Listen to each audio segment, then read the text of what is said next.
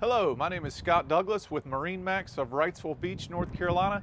Today we're going to take a look at the all-new 2025 240 XSF Scout. We've equipped her with the black 300 Verado.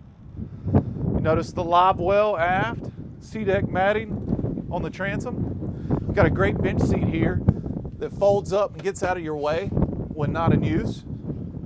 Cooler built in behind the console leaning post. You got a double bolster, so one can stand and one can sit.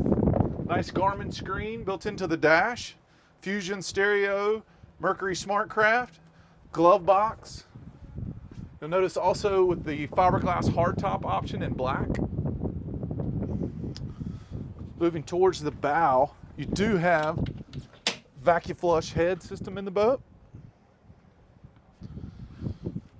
The 240 XSF has fantastic seating up front.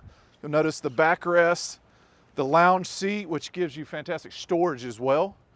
Windlass option, and it does have the bow sunshade option.